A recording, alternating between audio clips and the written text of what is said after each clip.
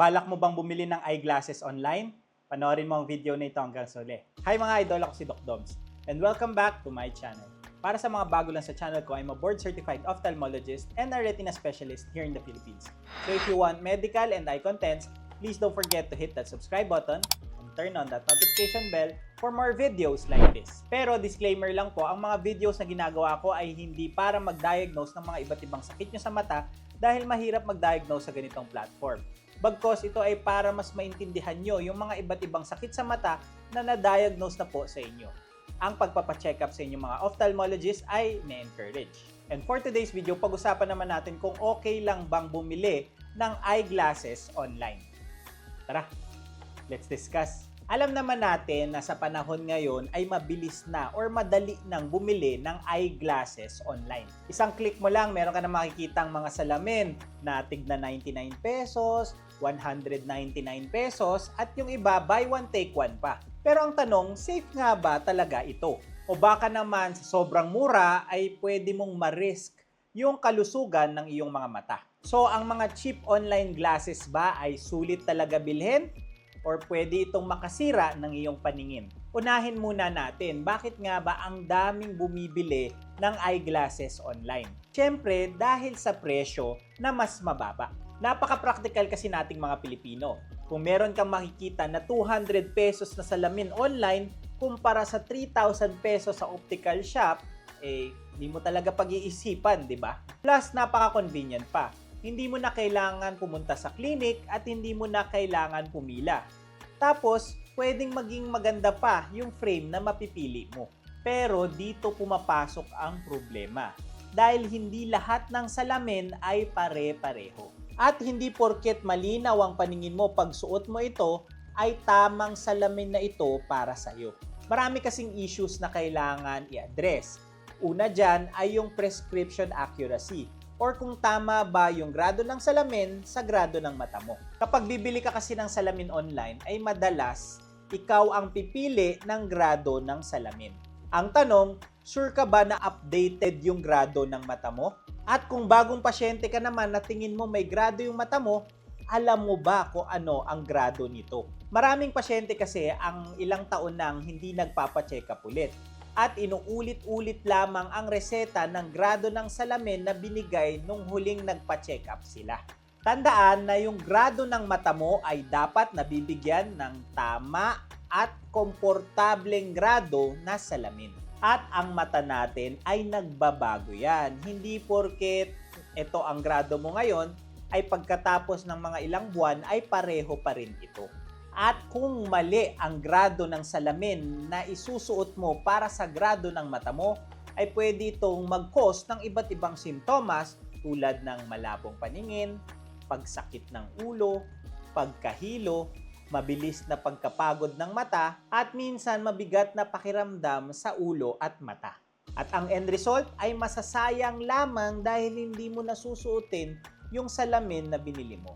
Pangalawa ay walang proper examination kapag online ka bumili. Again, kailangan na-update at na-check yung grado ng mata mo. At bukod sa grado ng mata, hindi lamang ito ang tinitingnan pag chine-check ang mata mo. Kapag pumunta ka sa clinic ng doktor, ay hindi lamang grado ang chine-check. Chine-check din kung meron pa bang ibang sakit sa mata at kung meron pa bang pwedeng mag-cause ng paglabo ng paningin. Tulad ng glaucoma, katarata, retinal problems, at marami pang iba. Kahit nga simpleng dry eyes lamang ay kailangan pa rin makita at ma-check. So hindi ibig sabihin na meron kang naramdaman na paglabo o di kaya hindi kaaya-ayang simptomas sa mata mo ay salamin kagad ang solusyon. Dahil kapag online ka bumili ay nawawala yung pagkakataon na ma-check up ng mabuti ang iyong mga mata. Para kang bumili ng gamot ng ikaw lamang nang hindi ka nagpapa-check up.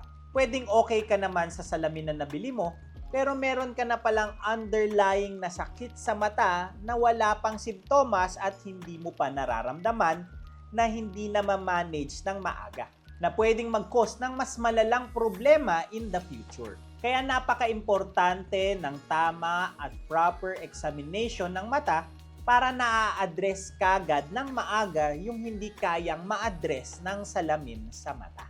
Again, hindi lang salamin sa mata ang solusyon sa lahat ng problema ng sakit nito. Pangatlo ay yung optical quality ng mga lenses na pwede mong mabili. Hindi lahat kasi ng lente ay pare-pareho ang kalidad. Siyempre, mas mura, mas mababa ang kalidad. Meron din tayong tinatawag na optical centers. Ito yung part ng lente na dapat sakto sa pupils ng iyong mga mata. Dahil kapag mali ang alignment at hindi ito sakto, ay pwede pa ring makaramdam ng discomfort kahit tama naman ang grado. So, dapat ay sukat ito dahil iba-iba ito sa bawat pasyente. So, kung bibili ka ng eyeglasses online ay hindi mo alam kung sakto ang optical centers nito sa pupils ng iyong mga mata. Resulta ay pwedeng makaramdam ng pagkahilo na parang lutang ang pakiramdam. Kahit na malinaw ito, lalo na kapag naglalakad or nagdadrive. Pang-apat ay yung fit ng frame at yung alignment nito. Dahil sa pagpili ng salamin ay hindi lamang yung grado ang kailangan sakto sa'yo.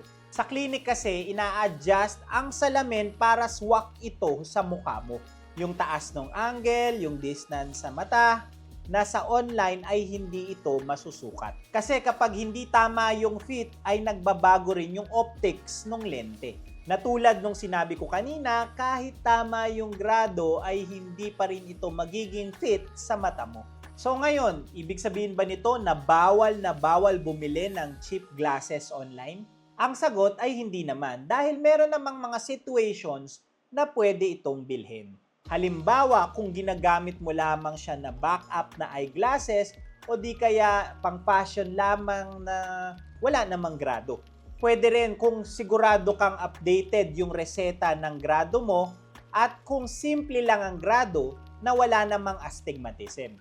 Pero kahit ganun ay dapat maging maingat ka pa rin. Pero kung ikaw ay may astigmatism, progressive yung lenses, may ibang sakit sa mata, or masyadong malabo ang mata, ay mag-ingat ka na bumili ng eyeglasses online. Huwag basta-basta dahil mas mataas ang tsansa na magkaroon ng problema ka. At kung makaranas ka ng pagkahilo, pagsakit ng ulo, paglabo ng paningin, habang suot mo yung bagong eyeglasses na binili mo online, ay huwag mo na tong ipilit na isuot pa. Ibig sabihin, may mali na. May mga kumakalat din ngayon online na nagbebenta ng mga salamin na may ions daw or yung tinatawag na ion spec. Ito ay branded na salamin na kiniklaim nila na kaya nilang magpalinaw ng paningin at magpagaling ng mga iba't ibang sakit sa mata tulad ng katarata, glaucoma, pterygium or pugita at marami pang iba. Nagawan ko na pala ng video ang mga salamin na ito na pwede nyo nang paroorin para hindi kayo mapaniwala agad at mabudol. Dito kasi ay kailangan nating mag-ingat. Sa ngayon kasi ay wala pang scientificong ebidensya na magsasabi at magpapatunay na kayang magpagaling ng mga iba't ibang sakit sa mata ang mga salamin na ito kahit na may mga special ingredients daw ito tulad ng mga ions. Hindi porket may mga nagsasabi na nakatry daw nito na napalinaw ang kanilang mga paningin ay tama na ang kanilang mga claims. Kailangan may scientificong ebidensya na nagpapatunay na kaya talaga nitong magpagaling ng mga iba't ibang sakit sa mata. Hindi pwedeng sasabi-sabi lamang. Dahil yung mga claims na ganito ay kadalasan marketing lamang. Ang delikado kasi dito ay baka umasa at mapaniwala ang totoong mga pasyente at mag-rely na lamang dito at hindi na magpa-check up ng kanilang mga mata, na magdudulot ng delay na diagnosis at delay na management na pwedeng mag-lead sa mas malalang komplikasyon sa mata. Kaya ang payo ko ay huwag basta-bastang maniwala sa miracle cure ng mga ganitong salamin na pwede ring mabili online. At kung may problema sa paningin ay kailangan talagang magpa-check up sa totoong at lisensyadong doktor para malaman ang tamang diagnosis at tamang gamutan. Isa pa sa mga common misconceptions ng mga pasyente ay kapag sa tingin nila ay malinaw naman, ay okay na daw ito. Dahil hindi porket malinaw ay okay na. Tulad ng nabanggit ko kanina, tama naman ang grado at nagkukos ng malinaw na paningin pero mali naman yung sukat or optical centers nito. Para yung sapatos na kahit tama yung sukat ay hindi naman tama yung fit, ay hindi rin magiging komportable ang pagsuot dito. Sa katagalan ay sasakit din ang paa mo. So ito ang gusto kong maintindihan nyo, na ang salamin ay hindi lang basta-basta accessory. Ito ay isang medical device na kayang i-address ang grado sa mata. Ibig sabihin, dapat nire-respeto ito tulad ng isang gamot. Kaya hindi porket mura ay okay na. Ngayon, paano ka magiging smart buyer? Simple lang.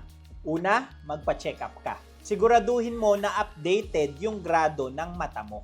Pangalawa, kung bibili ka online ay bumili sa mga reputable na seller at kilala na.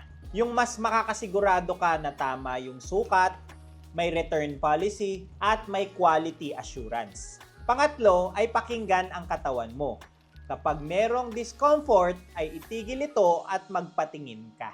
Sa huli, hindi ko sinasabi dito na lahat ng cheap glasses online ay masama. Pero ang sure ay hindi lahat dyan ay safe. Ang importante ay alam mo na ang risks na pwedeng madulot nito sa mata mo at hindi ka basta-basta nagpapadala na lamang sa mababang presyo. So next time kung may makita kang salamin na sobrang mura, ay tanungin mo muna ang sarili mo. Sulit nga ba ito or mas mapapasama at mas mapapagastos ka pa sa huli? And that's it for today's video. Ngayon alam mo na kung tama bang bumili ng eyeglasses online. Please don't forget to like, comment kung may mga questions or suggestions kin topics, subscribe, and hit that notification bell for more medical and eye contents. Ngayon, mas may alam ka na. Ako po si Doc Doms. See you on my next video.